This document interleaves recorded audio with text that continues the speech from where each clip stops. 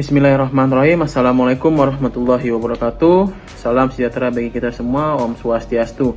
Perkenalkan, nama saya Ade Putra. Saya dari kelas 37E yang saat ini sedang mengambil pendidikan S2 Mars di Universitas Respati Indonesia.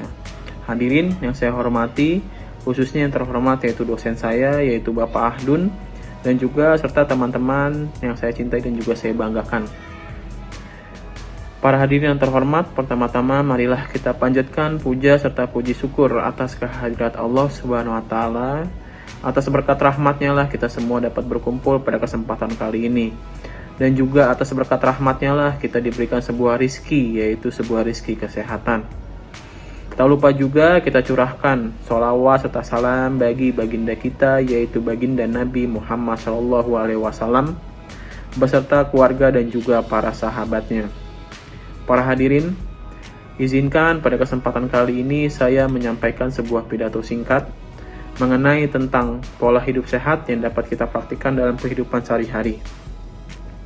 Sebagaimana kita telah ketahui bahwa kesehatan adalah merupakan nikmat yang terbesar yang diberikan oleh Allah Subhanahu wa taala kepada kita semua. Namun kita semua terkadang lupa atau tidak sadar sehingga kita semua abai dalam menjaga kesehatannya. Ya para hadirin, sebelum kita melanjutkan ke topik utama kita tentang pola hidup sehat, izinkan saya di sini untuk bertanya kepada rekan-rekan atau teman-teman sekalian. Di sini apakah kalian tahu apa itu definisi tentang rumah sakit? Baik, saya jelaskan. Berdasarkan definisinya, rumah sakit adalah suatu fasilitas pelayanan kesehatan perorangan yang menyediakan fasilitas baik rawat inap maupun juga rawat jalan. Di sini kita sebagai petugas atau pekerja baik yaitu tenaga kesehatan maupun non kesehatan dituntut untuk memberikan suatu pelayanan yang berkualitas dan juga optimal. Itu dikarenakan suatu keharusan dan juga mutlak bagi sebuah rumah sakit. Para hadirin dan juga teman-teman yang saya hormati, di sini bagaimana kita sebagai pekerja di rumah sakit bisa memberikan suatu pelayanan yang berkualitas dan juga optimal apabila kita sendiri tidak menjaga pola hidup sehat dan juga tidak menjaga kesehatan kita sendiri. Para hadirin yang terhormat dan juga rekan-rekan sekalian, di sini juga saya ingin memberikan sebuah data atau fakta mengenai jumlah kunjungan pasien di salah satu provinsi di Indonesia, yaitu Provinsi Jawa Barat.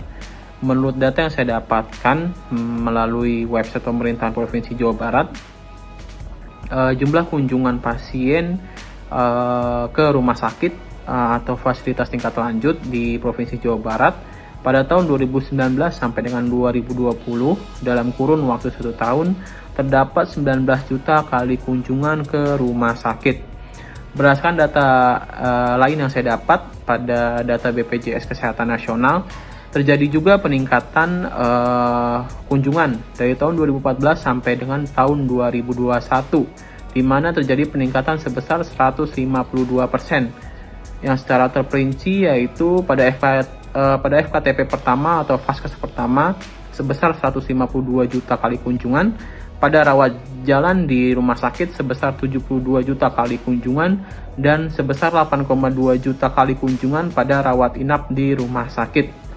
Rekan-rekan sekalian, berdasarkan data yang tadi saya sebutkan, bisa kita bayangkan betapa banyaknya jumlah kunjungan pasien baik ke fasilitas kesehatan tingkat pertama atau FKTP dan juga fasilitas tingkat lanjut atau yang biasa kita sebut rumah sakit.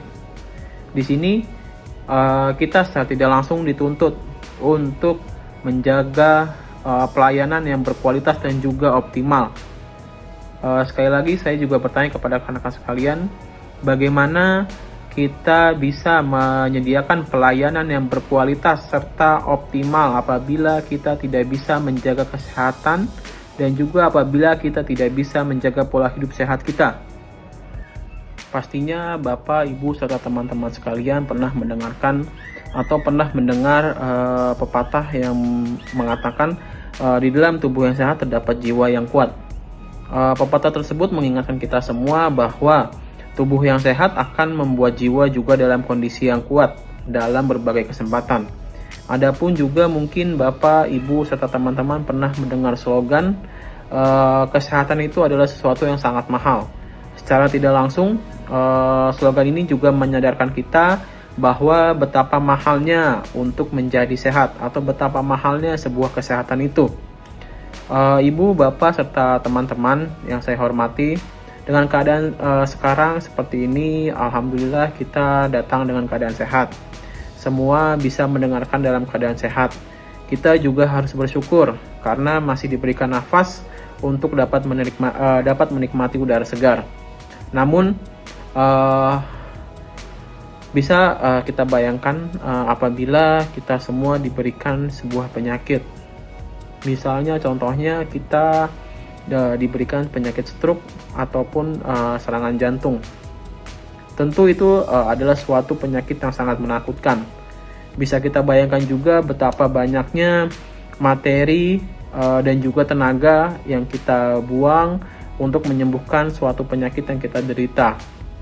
Dan juga kita bisa bayangkan betapa banyaknya waktu yang terbuang sia-sia juga karena kita harus dirawat di rumah sakit. Di masa pandemi ini yang kemarin diumumkan oleh Presiden telah menjadi masa endemi, pada saat ini kita harus menjaga atau mengatur pola hidup sehat karena itu sangat diperlukan, apalagi di tengah cuaca yang tidak menentu seperti sekarang ini. Seperti yang telah kita ketahui, kesehatan dimulai dari pola hidup sehat, kita yang sehat dan juga teratur. Pola hidup sehat memang penting. Selain dapat membuat badan sehat, hal tersebut juga dapat membuat kita terhindar dari penyakit. Misal ada beberapa pola hidup sehat yang perlu kita perhatikan, atau beberapa pola hidup sehat dasar yang perlu kita perhatikan. Yang pertama ada antara lain adalah menjaga pola makan, yang kedua adalah olahraga, dan juga yang terakhir adalah istirahat yang cukup. Di mana untuk pola makan harus dijaga agar kita tidak menimbulkan hal yang tidak kita inginkan, seperti obesitas ataupun kekurangan ataupun kelebihan gizi. Berikutnya adalah olahraga, di mana seperti yang kita tahu, olahraga merupakan kegiatan yang mudah untuk dilakukan, tapi sering kita lupakan atau sering kita abaikan. Padahal olahraga yang teratur dapat memberikan manfaat bagi kesehatan tubuh, meski olahraga ringan seperti jogging ataupun bersepeda ataupun berenang. Dan selanjutnya adalah untuk masalah istirahat, di mana untuk istirahat yang cukup akan memulihkan rasa letih bagi tubuh kita, dan juga akan memberikan cukup waktu bagi tubuh kita untuk mengembalikan tenaga yang sudah dipakai untuk melakukan pelayanan yang optimal dan juga berkualitas selama seharian full. Dan yang terakhir adalah pola hidup sehat yang dimulai dengan pola makan yang baik, olahraga yang teratur, dan juga istirahat yang cukup. Maka perlu juga didukung dengan sikap yang optimis dan juga konsisten. Di mana optimisme ini juga berdampak bagi kesehatan tubuh. Dengan menjaga kesehatan itu juga kita juga bisa melakukan berbagai aktivitas sehari-hari dengan nyaman, sehingga proses dalam menjalani kegiatan sehari-hari dan juga melayani pasien di rumah sakit bisa menjadi lebih optimal dan juga lebih berkualitas.